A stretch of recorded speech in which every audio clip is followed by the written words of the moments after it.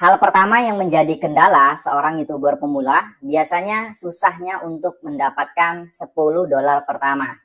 Jadi kalau channel teman-teman sudah dimonetisasi, biasanya teman-teman itu langsung ngecek kan, langsung ngecek saldo YouTube Studionya. Dan ternyata apa yang dilihat setelah dimonetisasi, jangankan $10, $1 pun terkadang tidak sampai.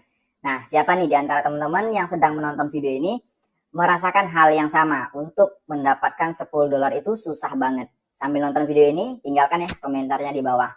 Nah, jadi untuk channel-channel yang sudah dimonetisasi, biasanya kan kepo nih, pengen lihat berapa saldo di YouTube Studionya, ya.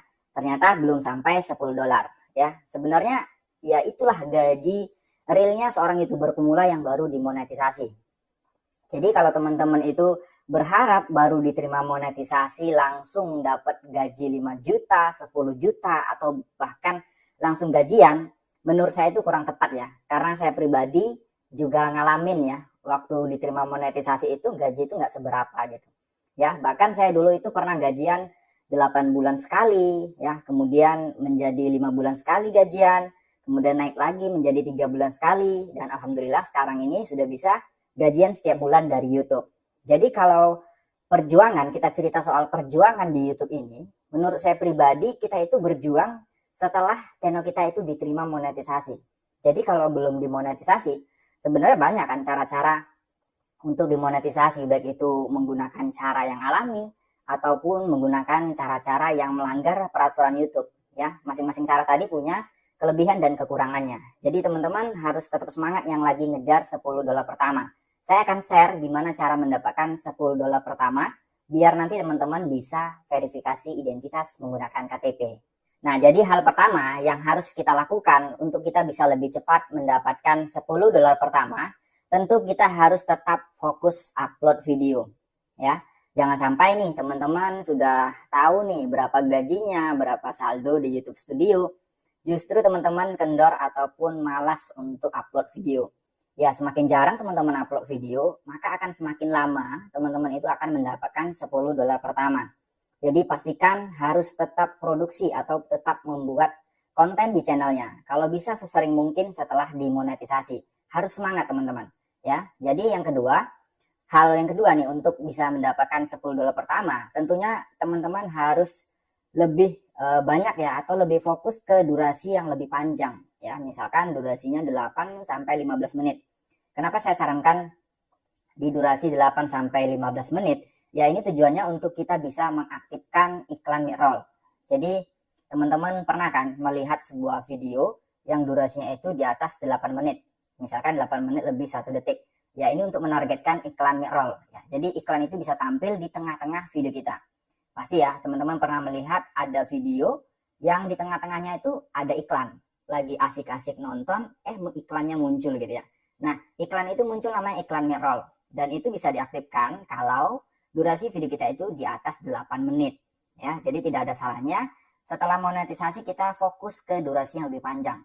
Ya, ini tujuannya kalau nanti video kita bisa meledak gitu ya, banyak viewersnya, otomatis iklannya akan lebih banyak daripada kita membuat video yang durasinya hanya 2 menit ataupun 3 menit. Dan yang ketiga, untuk kita bisa mendapatkan $10 pertama, tentunya kita harus membangun ataupun mengumpulkan penonton yang setia dengan channel kita. Penonton yang benar-benar ikhlas menonton konten kita, ya. Karena kalau kita itu tidak dapat ya, tidak bisa mengumpulkan penonton-penonton yang benar-benar suka dengan konten kita, ini akan efeknya panjang banget ya.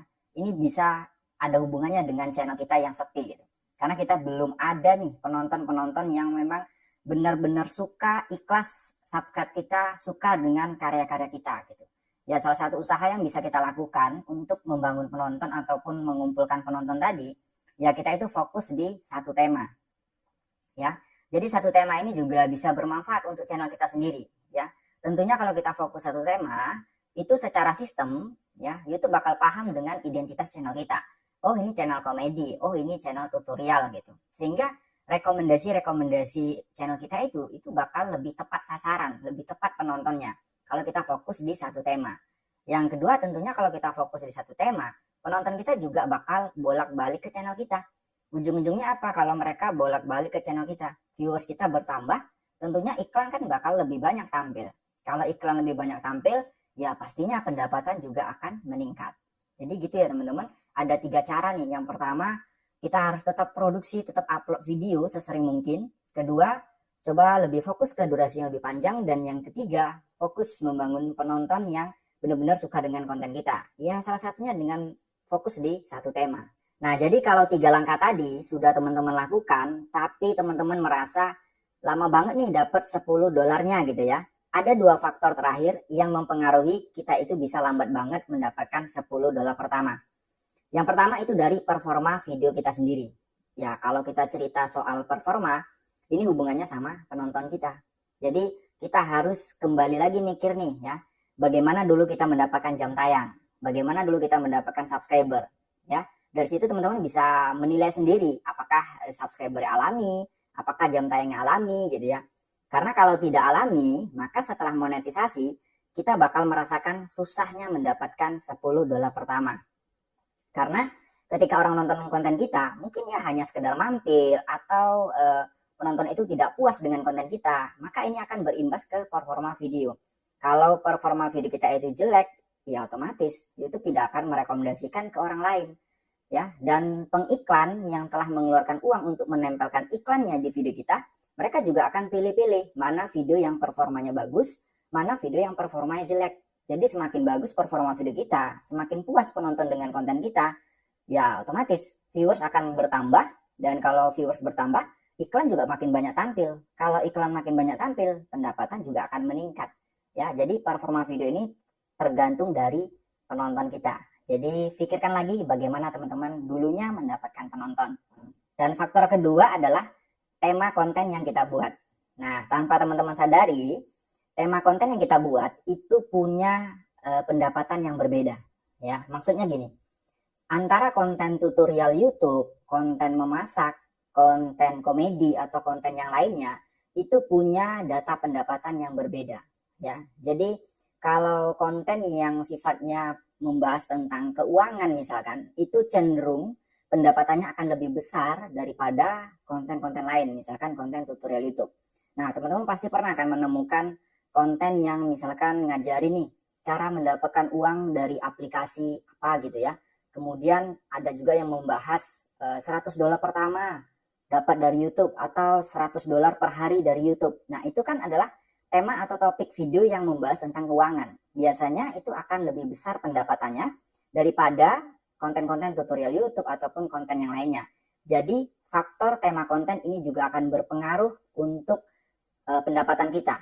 Ya, jadi teman-teman harus tahu bahwa setiap tema konten itu pasti beda-beda datanya. Itu adalah urusannya dengan data GPM dan masih banyak lagi data yang bisa kita bahas tentang pendapatan. Dan seperti biasa kalau masih ada pertanyaan silakan tuliskan di kolom komentar. Terima kasih sudah menonton.